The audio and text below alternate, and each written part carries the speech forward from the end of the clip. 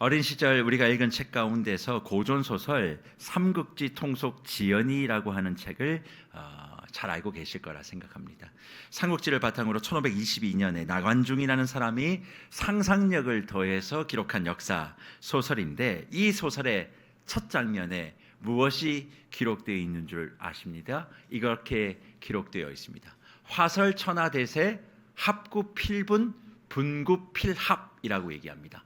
화설천하대세, 이게 무슨 얘기냐면 말하기를 천하의 대세란 합구필분, 합쳐진 지 오래되면 반드시 나눠지게 돼 있고, 분구필합, 나눠진 지 오래되면 반드시 합쳐진다라고 이야기하며 그 소설을 시작합니다. 즉 인간의 역사는 한계를 가지고 있는데, 그것은 다른 것이 아니라 합쳐지면 나눠지고 나눠지면 합쳐진다는 말이에요. 인간의 세상에 영원한 하나됨, 영원한 통합, 영원한 평화라는 것은 불가능하다는 것을 전제하고 본 소설이 시작되어집니다. 왜 그럴까? 조조의 강력한 힘도, 유비의 인자한 덕도, 제갈공명의 신묘마측한 지혜도 결국 인간의 하나됨, 평화를 만들어내지 못했다는 거예요. 그럼 왜 그럴까? 그런 능력 있는 사람들이 힘을 다해서 뭔가를 함에도 불구하고 인간 사회 속에 진정한 평화와 통합과 통일이 이루어지지 못하는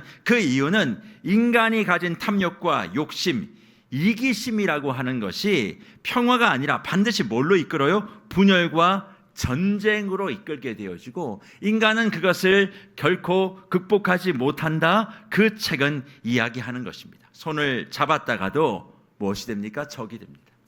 어제의 적이 어느 한순간 같은 편이 되어 나타나는 현실, 합쳐진 듯 하다가 쪼개지고 평화인 듯 하다가 다시 전쟁인 그런 가짜 평화, 가짜 통합이 인간의 역사라는 거죠. 사실 인간의 역사까지 가지 않아도 우리가 살아가고 있는 인간 군상, 우리가 속해 있는 작은 공동체 하나만 봐도 이것이 정말 사실이라는 것을 우리는 매일 체험하고 살아가고 있는지도 모릅니다. 아무리 그리스도 십자가의 은혜로 옛사람이 아니라 새 사람으로서 살아가야 된다라고 알고는 있는데, 교회 안에 새 사람인 양 행세를 할 뿐 전혀 달라지지 않는 옛사람들이 많으니까 교회 안에 뭐가 많습니까? 열등을 극복하지 못합니다.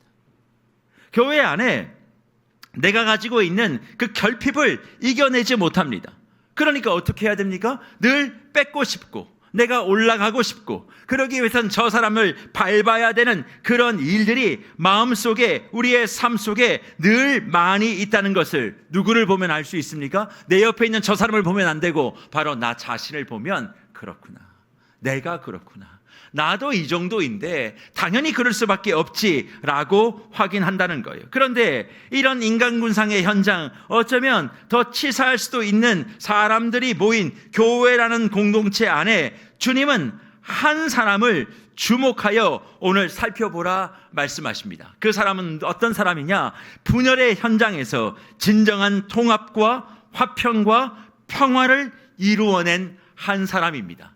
그 사람은 아사리아라고 하는 사람이, 그런 위대한 장수도 아니고 넓은 덕을 가진 사람도 아니고 기발한 생각을 하며 무엇을 추진한 정치가 혹은 책사도 아니었습니다. 그런 성경 속에 수많은 절 가운데 딱 한 절 기록되어 있고 자신의 직분과 이름이 어떠했다라고 이야기되어져 있는 사람, 성경이 뭐라고 한 줄 기록합니까? 오늘 본문 4장 5절에 이렇게 기록합니다. 나단의 아들 아사리아는 지방관장의 두령이었다고요.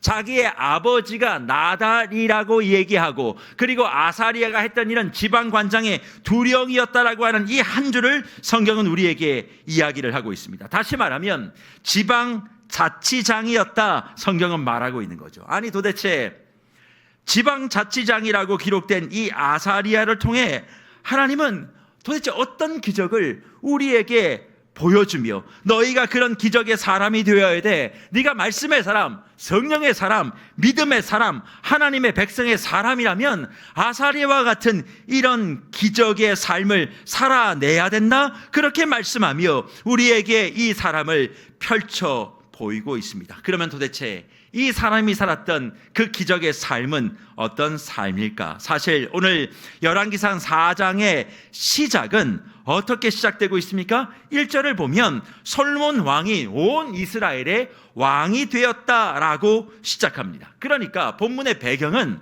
솔로몬이 이스라엘의 왕으로 등극했던 시기였음을 특정하여 기록하고 있죠.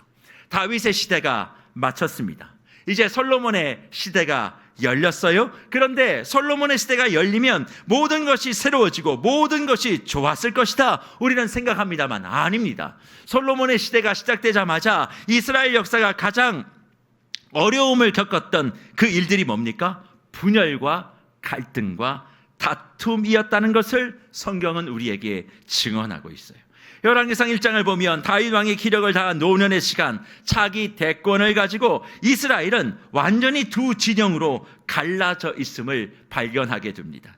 단순한 권력 다툼의 정도가 아니라 군사, 행정, 종교가 완전히 갈라선 국가적 위기 상황 속에 있었어요. 그러면 그 두 진영은 어떤 진영이었는가? 첫 번째 진영은 구세력이자 혈통 중심으로 모였던 아도니아의 진영입니다. 여기에는 어떤 사람들이 소속되어 있는가? 다윗의 군대 장관이었던 요압이 소속되어 있었고, 그리고 제사장 아비아달도 소속되어 있었습니다. 요압은 개국 공신과 같은 사람이에요. 그러니까 이 사람은 이스라엘이 태동되는 순간부터 다윗과 함께 절대로 자신의 권력을 내려놓은 적이 없는 사람, 그래서 기득권을 끝까지 잡기 위한 사람, 몸부림을 했던 사람인 것을 우리는 잘 알고 있고, 제사장 아비아달은 누굽니까? 엘리 가문의 후배입니다. 그러니까 종교적인 기득권과 권세를 끊임없이 대변했던 대표자로 성경은 이야기하고 있어요. 그래서 이 두 사람이 속한 아도니아의 진영은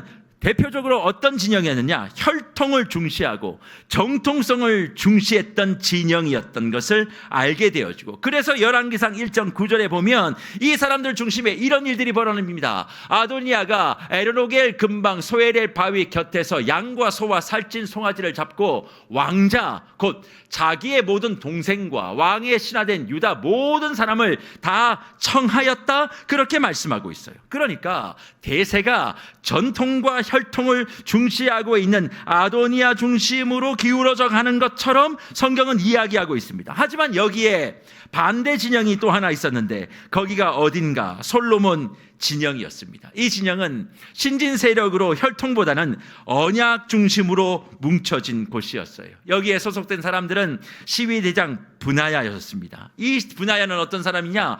용사들을 이끄는 신진 군사 세력이었어요. 그리고 여기에는 제사장 사독이 있었죠. 아론의 자손입니다. 그리고 신앙을 개혁하고자 하는 사람들을 중심으로 모여진 그런 진영이었습니다. 동시에 여기에는 또 한 사람이 있었는데, 누가 있었느냐? 나단이요. 다윗에게 직언을 했던 나단, 하나님의 언약을 수호하고 당시에는 영적인 지주와 같은 나단이 이 진영 속에 속해 있었습니다. 그런데 이런 상황 속에서 아도니아가 무엇을 시작합니까? 반역을 시작합니다. 다윗이 숨을 거두기도 전에 쇠약하여 아무것도 할 수 없는 그 공백기의 상황 속에 스스로 왕이 되겠다고 반역을 일으키고, 거기에 누가 협조합니까? 군대 장관 요압과 대제사장 아비아들이 손을 잡고 아도니아를 지원합니다. 요압과 아비아달이 아도니아를 왜 그렇게 지원했을까? 이유는 다른 것이 아니에요. 요압은 요압대로 생각이 있었습니다. 어떤 생각이었냐면, 나의 군권을 계속 지키기 위해서는 솔로몬보다 아도니아가 훨씬 유용했다는 거예요. 아비아달이 왜 그러면 아도니아를 택했습니까? 자신의 종교적인 권세를 계속 지키기 위해서는 새로운 세력보다 서열과 전통을 중시하는 아도니아를 선택하는 것이 철저하게 나에게 유익하다고 생각했기에 아도니아를 따랐던 거예요. 아도니아에 대한 충성이 있어서가 아닙니다. 철저하게 이들은 자기의 유익, 자기의 권세, 자신의 이권들을 유지하기 위해선 솔로몬보다 아도니아가 훨씬 더 유리하다고 판단했기 때문에 그러했다는 겁니다. 그러니 아도니아의 반역은 단지 한 사람이 왕의 자리에 올라가기 위하여 몸부림쳤던 것이 아니라 여러 사람들이 자신의 생존과 이권을 우선하기 위해서 뭉쳐지고 실행된 반역이었음을 성경은 우리에게 말하고 있어요. 그래서 목별 여러분, 아도니아의 반역 뒤에 있는 여러 인간들의 얽혀있는 실타래를 보지 못하면 이 말씀은 그냥 단순한 반역 사건이라고 생각하고 지나가게 됩니다. 하지만 그 반역 뒤에 있는 여러 가지 인간들의 모습들을 바라보면 그렇구나. 이게 단순한 반역이 아니구나. 누군가 이탈 행위가 아니구나. 이것은 우리의 문제구나. 나의 모습이구나. 라는 것을 확인하게 된다는 거죠. 그러면 이 반역 뒤에 어떤 갈등, 어떤 인간들의 모습이 숨겨져 있습니까? 사실 여기에는 12지파 간의 심각한 갈등과 상대적 발탈감에 따른 분열이라고 하는 실타래가 얽혀져 있어요. 무엇보다 다윗이 압살롬 반역을 진압하고 황궁하고 난 다음에 모든 공로를 독점했던 지파가 한 집 있었습니다. 그 지파가 어떤 지파냐? 유다 지파였어요. 그러니까 나머지 지파는 늘 마음이 불편했습니다. 어떻게 같이 다윗의 황궁을 도왔는데 유다 너희만 모든 것을 다 가져가냐? 그렇게 얘기하며 항의를 하는데 사무엘하 19장 43절의 말씀을 보세요. 이스라엘 사람이 유다 사람에게 대답하여 이르되 우리는 왕에 대하여 열 몫을 가졌으니 다윗에 대하여 너희보다 더욱 관계가 있거늘 너희가 어찌 우리를 멸시하여 우리 왕을 모셔오는 일에 먼저 우리와 의논하지 아니하였느냐 하나 유다 사람의 말이 이스라엘 사람의 말보다 더 강경했다 기록하고 있습니다. 유다 지파가 왕실의 주요 요직을 다 차지하는 거예요. 그리고 경제적인 혜택들을 다 누려버리자 나머지 지파들은 자기들은 호구냐며 우리는 아무것도 하지 않았냐며 나도 세금 내고 할 것 다 했는데 내가 받는 혜택은 아무것도 없다. 상대적 박탈감을 호소하며 뭐가 시작되는 거예요? 지파들 사이의 분열이 심화되게 된 것입니다. 게다가 다윗의 시대에 수많은 정복전쟁이 있었죠. 정복전쟁 하면 물자가 필요해요. 그러려면 여러 지파들이 막대한 군사비와 노동력을 제공해야 하는데 아무래도 비옥한 땅을 가지고 있는 그런 유다 지파들은 에브라임과 므낫세가 이런 땅을 가지고 있는 척박한 땅보다 더 세금 내기가 편리했지 않겠습니까? 그런데 기준을 자기들 편한 대로 다 삼으니까 자기가 가지고 있는 땅에서 소산이 별로 안 나는 그런 지파들은 갈등을 넘어 이제 증오가 막 생기는 거예요. 언제까지 우리가 이런 수모를 당해야 되느냐? 언제까지 우리가 힘들게 살아야 되느냐라고 이야기하며 마음의 불편함을 가지고 있었다는 겁니다. 그런데 그 틈을 아도니아가 타고 들어가요. 그래서 유다 지파에게는 걱정하지 말라고. 내가 유다 지파에 당신들이 지금까지 해왔던 거 그대로 유지시켜 주겠다고 그렇게 얘기하고 북방 지파들에게 가서는 솔로몬이 왕이 되면 중앙 집권이 강해질 거야. 그럼 너희가 할 수 있는 걸 더 하지 못하게 되니까 내가 너희들이 편안한 거 다 지원해 줄게. 그러니까 솔로몬의 펴지 말고 나의 편에 서라 라고 이야기하며 그 이야기에 혹 넘어간 이스라엘 지파들이 결국 솔로몬보다 아도니아의 편에 서게 된 것입니다. 그래서 아도니아의 반역은 한 개인의 왕권을 찬탈하기 위한 시도가 아니라 유다 지파로 상징되어지는 기득권 우선주의 세력과 거기에 지방 지파들이 더 나은 이익을 얻기 위한 욕망이 하나 되어 이루어진 소위 거대 이권 연합군의 반역이었음을 우리는 먼저 이해해야 된다는 거예요. 한 사람이 잘못한 게 아닙니다. 거기에는 여러 사람들의 이권을 더 가지고 싶은 욕망이 반영되어 있음을 성경은 우리에게 가르쳐주고 있는 거예요. 그러니 이런 상황에서 하나님은 혈통 중심으로, 자기 지역 중심으로, 이기주의 중심으로 자기의 이익을 보장해줄 세력을 가만히 둘 수 없지요. 어떻게 합니까? 정리하시고 무슨 중심으로? 언약 중심으로 하나님은 이스라엘의 왕을 세우시는 거예요. 하나님은 절대 이익, 이권 중심이 아니라 언제나 언약 중심, 말씀 중심으로 하나님의 사람을 세우는 것입니다. 그래서 역대상 22장 9절의 말씀을 보십시오. 보라, 한 아들이 내게서 나리니 그는 온순한 사람이라. 내가 그로 주변 모든 대적에게서 평온을 얻게 하리라. 그의 이름을 솔로몬이라 하리니 이는 내가 그의 생전에 평안과 안일함을 이스라엘에게 줄 것임이라. 그렇게 약속하시며 솔로몬을 통해서 온 땅에 인간의 개인적인 이익이 아닌 하나님의 공의, 하나님의 정의가 흐르도록 역사의 물줄기를 바꾸신 거예요. 그래서 하나님이 주시는 공의의 끝은 뭔 줄 아십니까? 통합이고 평화입니다.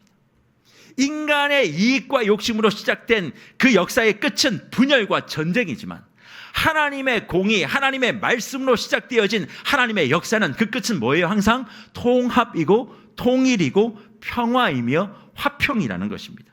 그래서 결국 하나님의 뜻대로 솔로몬이 이스라엘의 왕이 됩니다. 그러니까 솔로몬을 왕으로 세우셨을 때 목적이 뭡니까? 평화였고 화평을 이루는 것이 목적이었어요. 그런데 현실은 어떠합니까? 솔로몬이 왕이 되고 유다 지파를 비롯한 에브라임 지파들이 고분고분 솔로몬을 왕으로 대접했을까요? 그렇지 않습니다. 사람이라는 존재가 그런 존재가 아니잖아요. 아니 목사님, 하나님이 세우셨는데 어떻게 지파들이 그럴 수 있습니까? 네, 그럴 수 있습니다. 하나님이 세워도 자신의 기득권이 빼앗기는 것을 분해하는 것이 인간이기 때문에 뭐 하고 싶지 않아요? 협조하고 싶지 않습니다. 내 것을 뺏어가는 건 다 적이에요. 하나님이 세우셨던 말들 내가 불편해지면 다 어깃장을 놓는 것, 요즘 세상만 그런 것이 아니라 하나님의 백성이라고 얘기하는 유다의 지파들도 동일하게 그런 모습을 보였다는 것입니다. 하나님이 선택하여 보냈다고 기존 질서가 눈 하나 깜짝할 것 같습니까? 그렇지 않습니다.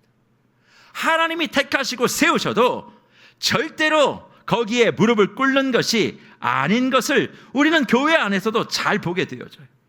그러니까 하나님이 하셨으니까 모든 사람들이 다 거기에 엎드리고 기존 질서가 거기에 순복한다? 천천만만의 말씀입니다. 근데 그 모습이 누구의 모습이에요? 솔로몬의 딱 그 모양이었습니다. 그런데 이런 갈등과 분열과 어두움과 혼돈의 상황 속에서 나라가 갈라진 절대절명의 순간 하나님이 세운 한 사람이 있었는데 그 사람이 누굽니까? 솔로몬이 아니라 솔로몬의 하나님이 또 한 사람을 세웁니다. 그 사람이 누구냐? 나단의 아들 아사리야였습니다. 이 사람은 오늘 본문에 보면 지방관의 두령이라고 얘기해요. 지방 두령. 히브리 말로는 나차브라는 말입니다. 그럼 이 말의 의미가 뭐냐? 똑바로 세운다는 얘기예요. 말뚝을 깊이 박는다는 의미예요. 그러니까 정해진 자리에서 굳건하게 그 자리를 지키고 서 있는 사람 누굽니까? 아사리야를 하나님이 솔로몬의 곁에 하나님이 세우셔도 아무도 순복하지 아니하고 하나님의 뜻대로 움직이지 않는 그 시간 하나님은 말뚝을 박으신 거예요. 누구 옆에? 솔로몬 옆에. 그래서 굳건하게 그 자리를 지킬 수 있는 사람을 붙이셨다는 겁니다. 이런 갈등과 위기와 분열의 상황 속에 솔로몬 혼자 덩그러니 놓여져 있는 그 어려움 속에서 하나님은 성경에 딱 한 번밖에, 한 절밖에 등장하지 않은 아사리야를 기록하시며 우리를 주목하게 하시는 거예요. 그를 보라고. 그 사람을 닮으라고. 그 사람처럼 해야 된다고. 그러면 그 사람이 했던 일은 도대체 무엇인가? 아사리야가 라단의 아들로서 했던 그 역할, 열왕기상 4장 7절 이하 27절 사이에 정확하게 기록하고 있어요. 그냥 한 줄밖에 기록되지 않았는데 그 사람이 했던 일들은 20절 가까이 성경은 디테일하게 이야기하고 있다는 것입니다. 그러면 그 사람이 했던 일은 무엇인가? 두 가지의 일인데, 첫 번째는 기득권을 깨는 말뚝의 역할을 굳건하게 정해진 자리에서 했던 것을 성경은 우리에게 말씀하고 있습니다. 기득권을 깨는 말뚝의 모습, 이것은 도대체 무엇일까? 당시 이스라엘은 비옥한 땅을 가진 지파와 그렇지 못한 지파들 사이에 세금 문제로 갈등이 첨예했습니다. 사실 예수를 믿는 사람이건 아닌 사람이건 뭐에 예민합니까? 돈에 예민합니다. 돈이 걸리면 일단 사람이 굉장히 날카로워져요. 그러니까 이스라엘 지파도 그러했다라고 이야기하며 결국 이 세금 문제가 아나니아 반역의 중요한 이유였기도 했었습니다. 그런데 지방관의 두령인 아사리야는 이 문제를 해결하기 위해서 어떻게 했느냐? 지파별 경계를 받아들이지 않고 행정구역을 재편합니다. 자기들끼리 나눠놨던 지파별 구역을 인정하지 않고 새로운 행정구역을 만들어버려요. 그러면 어떻게 행정구역을 재편하느냐? 본문 4장 7절과 10절 말씀해 보니까 에브라임 산지 마가스와 사알빔과 베스메스 등 철저하게 지리적, 생산적, 요충지를 중심으로 하여 구획을 정돈하는 거예요. 그럼 왜 아사리야가 그렇게 했을까? 수백 년 동안 어느 특정 지파가 자기 땅의 소산을 독점해서 유대 지파와 같이 중앙 권력을 이용해 가지고 세금 혜택을 누린 이 지파 중심, 지연 중심의 기득권을 해체하기 위해서 그렇게 했다는 거예요. 그냥 두면 지금까지 해왔던 방식 그대로 자기가 가진 거 더 가지려고 하니까 인정하지 않는다. 이제부터는 새로운 행정구역, 공평하게 그렇게 해야 된다라고 이야기하며 구역 정리를 해버린 거예요. 그래서 요세푸스의 유대 고대사를 보면 아사리아가 각 구역의 관장들을 임명할 때 그 지역 출신들을 다 배제시켜버렸습니다.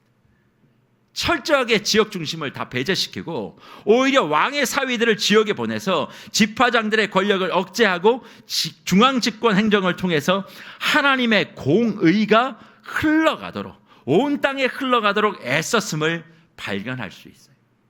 그리고 동시에 아사리아가 또 하나의 일들을 하는데 그 일이 뭐냐? 공평의 말뚝 역할을 했다는 것입니다. 이게 도대체 무슨 말인가? 다윗이 정복 전쟁을 많이 일으켰잖아요. 그러니까 거기에 물자와 그리고 또 인력이 많이 동원되어야 합니다. 게다가 다윗이 성전 건축을 준비한다는 명목으로 수많은 세금들과 사람들을 조달받았어요. 그런데 이것에 지파들이 지쳐버린 겁니다. 전쟁을 많이 하고 성벽을 쌓으면 옛날 시대에는 사람들이 지쳐갔다는 것을 우리는 역사 속에서 많이 보게 돼요. 그러니 아사리아가 가만히 살펴보면서 공평한 조세 정책을 입안해야겠다 생각하고 그것을 시작하는데, 그것이 어떤 것이냐? 열왕기상 4장 27절에 이 말씀입니다. 그 지방 관장들은 각각 자기가 맡은 달에 솔로몬 왕과 왕의 상에 참여하는 모든 자를 위하여 먹을 것을 공급하여 부족함이 없게 했다, 그렇게 말씀합니다. 이 말씀은 무엇을 얘기하느냐? 모든 지파들이 12달 가운데 딱 한 달씩만 책임지게 했다는 거예요.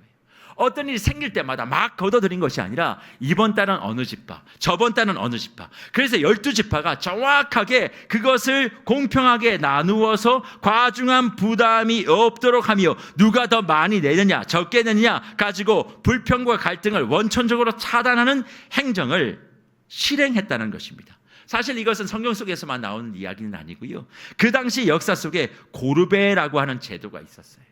국가나 영주가 백성에게 세금 대신 노동력을 직접 징집하는 강제부역 제도를 얘기합니다. 그러니까 강제부역도 언제 어떻게 차출될지 모르는 불안감이 사람들에게 있었는데 이걸 아사리아가 없애버리는 거예요. 1년 중에 명확하게 이 기간만 부역을 하면 된다라고 정해버리니까 뭐가 생깁니까? 이제 계산이 서는 거예요. 이번 달엔 우리 지파가 하는 거야. 자, 준비를 할 수 있게 되는 거죠. 그리고 이게 끝나면 다른 지파가 하게 돼. 그러니까 사람들의 심리적으로나 모든 면에서 편안함과 그리고 기쁨이 찾아왔다, 성경은 말씀하고 있습니다. 그래서 어떤 결과가 있었어요? 열왕기상 4장 20절과 21절 이렇게 말씀하는데 우리 다 같이 이 말씀을 한번 읽어보았으면 좋겠습니다.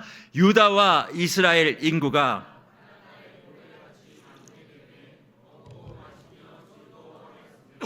솔로몬이 그 강에서부터 블레셋 사람의 땅에 이르기까지와 애굽 지경에 미치기까지의 모든 나라를 다스림으로 솔로몬이 사는 동안에 그 나라들이 조공을 바쳐 섬겼더라. 아멘. 모든 나라들이 솔로몬이 사는 동안에 조공까지 바쳤다, 그렇게 얘기해요. 유다와 이스라엘의 사람들이 먹고 마시며 즐거워했던 소리가 바다에 모래와 같이 많게 되었다. 사람도 많아졌지만 그 즐거움도 그 사람만큼 많아졌다, 그렇게 얘기해요. 그러니까 아사리아의 이 정책 하나가 수많은 사람들을 기쁘게 만들고 그리고 솔로몬 사는 동안에 수많은 나라들이 조공까지 바쳤던 그런 일들을 성경은 우리에게 증언하고 있습니다. 사랑하는 물별 여러분, 많은 사람들은 솔로몬 시대를 이야기하면 솔로몬의 지혜를 먼저 떠올라요.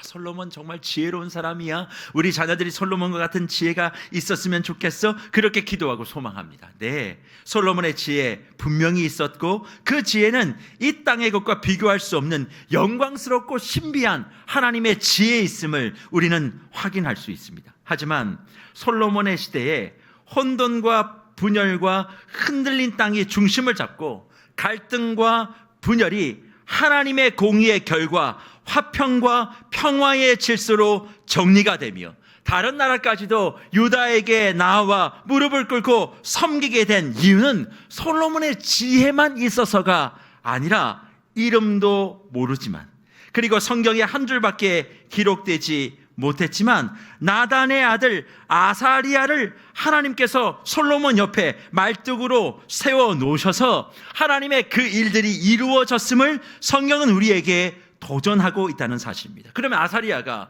도대체 무엇을 했을까? 보이지는 않지만, 보이지는 않아요. 다 솔로몬에게 집중하죠. 보이지는 않지만 하나님의 말씀을 이 세상 가운데 이루기 위한 조율의 사람이었음을 우리는 기억하셔야 된다는 거예요. 조율의 사람이요.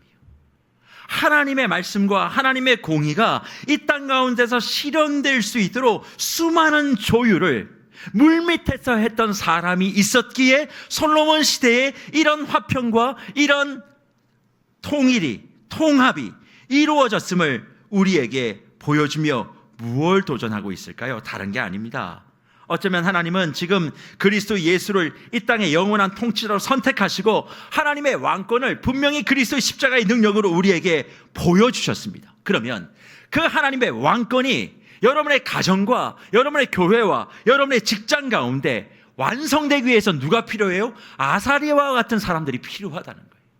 하나님의 왕권이 이 세상에 선포되었으니까 그냥 가정이 하나님의 왕권의 통치의 지배를 받아서 진정한 평화를 경험하던가요? 아니라는 거예요.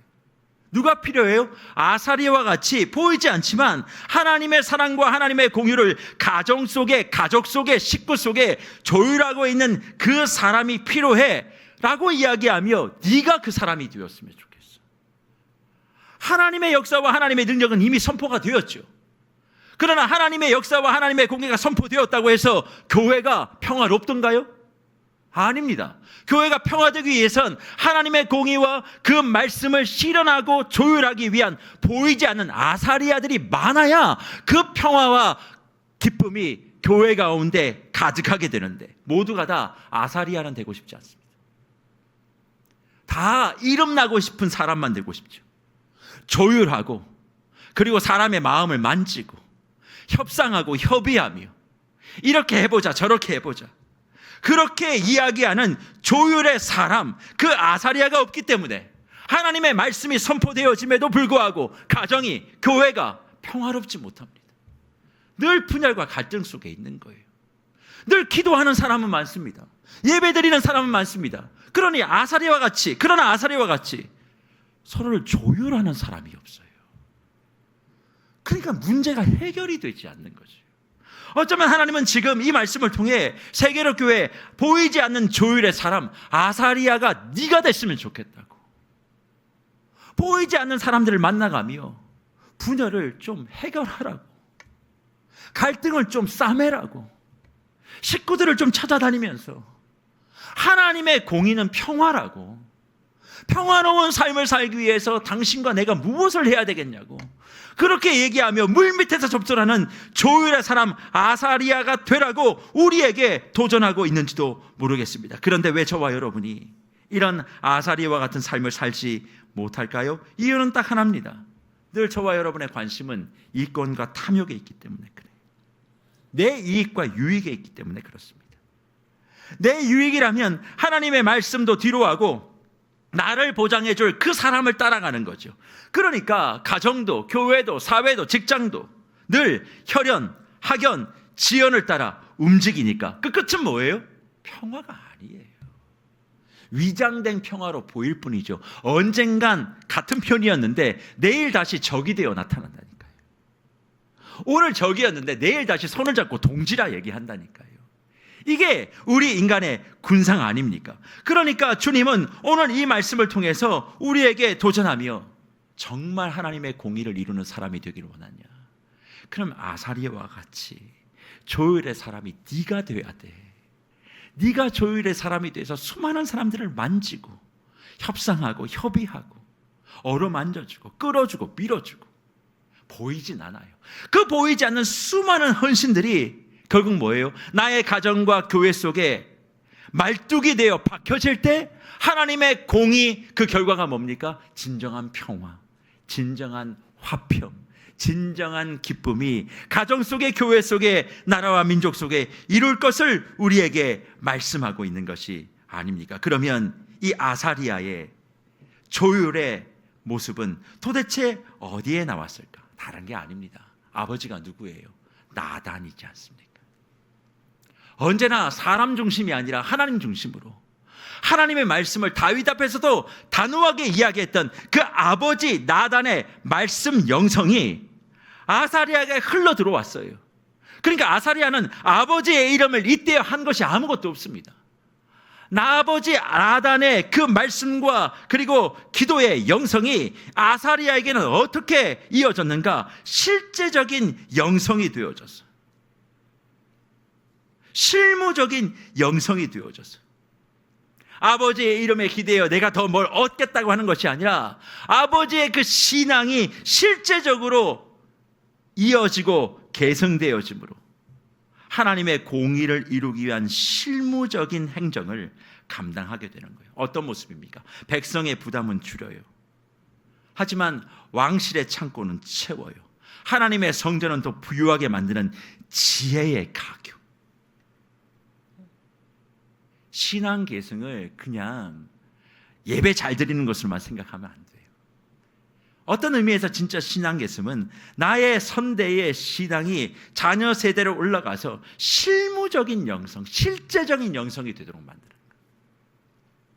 바로 그런 모습을 우리에게 보여주며 주님은 주님의 나라의 회복을, 이런 기적을 이루는 실무 현장에서, 실제 현장에서 자신의 삶을 이루어가고 있는 그 사람을 통해 이루어간다, 우리에게 말씀하고 있습니다. 그런 차원에서 무별 여러분, 아도니아는 서열로 전통으로 오래된 친분 관계로 사람을 모았고 그 중심에는 이권과 이익이라고 하는 인간 근본적인 탐욕이 존재했습니다. 하지만 그런 아도니아의 진영을 하나님은 인정할 수가 없었어요. 오히려 하나님의 말씀을 따라 솔로몬을 세우고 그 옆에 아사리아를 두시며 어떻게 합니까? 하나님의 통치 시스템이 잘 움직여질 수 있도록 그렇게 만드셨습니다. 오히려 사람의 탐욕을 제어하고 하나님의 공의가 흐르게 하는 시스템, 그 시스템을 만들어가는 사람들을 보여주시며 우리가 꿈꿔야 될 기적이 다른 기적이 아니라고, 내가 뭔가 잘되고 성공하고 내가 뭔가 유력한 자가 되는 그런 기적이 아니라 하나님의 통치의 시스템이 가정 안에, 교회 안에, 지역 안에, 사회 안에 흘러가기 위하여 네가 뭐 해야 된다는 거예요. 실무적인 영성을 가지고 실제적으로 어떤 일들을 어떻게 해나가야 될지 지혜를 모으고 지식을 모으고 생각을 모으고 이것을 잘 이루어감으로 궁극적인 목적이 뭡니까? 내가 잘 되는 것이 아니라 하나님 나라의 완성, 곧 진정한 평화요, 진정한 샬롬이요, 정말 말할 수 없는 화평을 가정과 교회와 사회가 갖게 되어지는 것임을 우리에게 도전하고 있습니다. 저는 그런 차원에서 세계교회 모든 성도들이 하나님 나라의 화목을 위한 아사리아와 같은 하나님의 통치 시스템의 질서를 이루는 사람들이 되시기를 주의 이름으로 축복합니다. 내 이름을 내는 게 중요한 게 아니에요.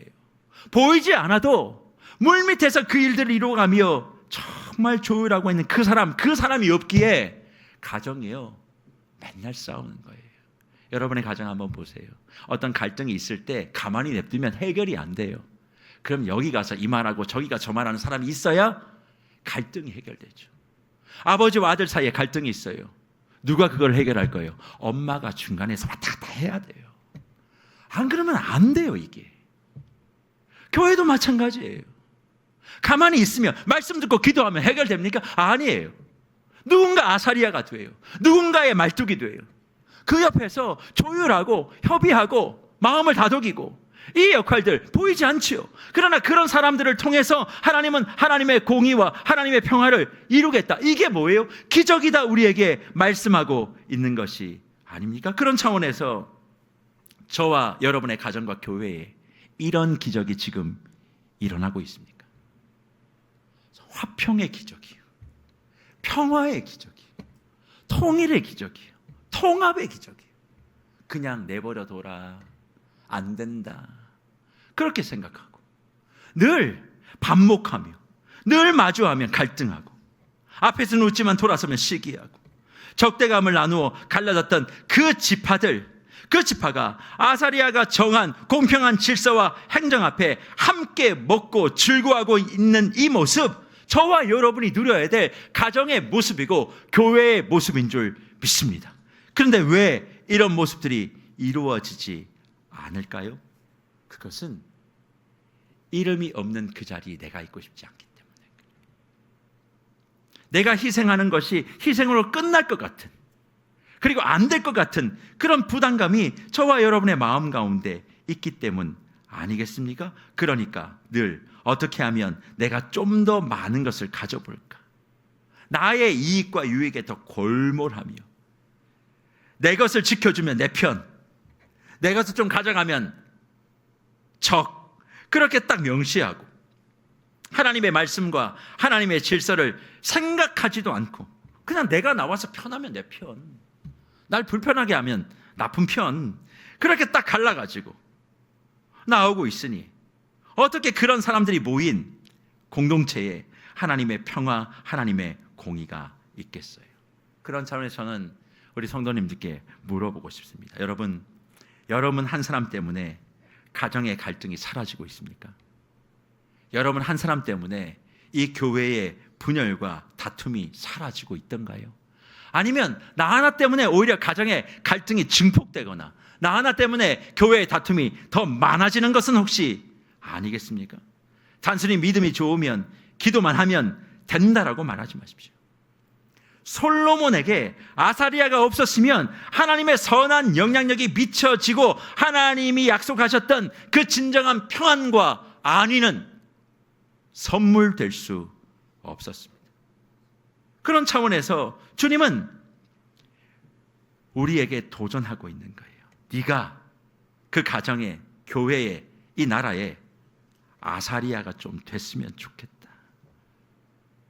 이기주의를 좀 깨고 기득권을 좀 깨는 말뚝이 되었으면 좋겠다. 공평한 말뚝이 좀 되었으면 좋겠다. 나의 유불리로 이합 집산을 이루는 그런 화평이 아니라 하나님이 주시고 하나님이 만지신 그런 기적의 결과물, 뭐예요? 진정한 평안과 평화, 사람과 사람 사이에 숨겨져 있는 유리벽들이 다 사라지는 진정한 하나님의 나라의 회복, 그것이 너를 통해 있었으면 좋겠다, 그렇게 말씀하고 있는 거예요.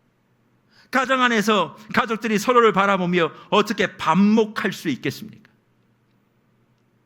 신앙 공동체 안에서 어떻게 한 성도가 서로를 바라보며 두고 보자 이야기할 수 있겠어요? 그리고 그 예수 그리스도가 모여진 지역이 뭐 하나를, 의견을 하나로 통합하지 못하고 수십 년 동안 결과도 도출하지 못하고, 도출하지 못하면 못할수록 무슨 일이 벌어져요? 지역은 더 낙후되고 피폐되겠죠.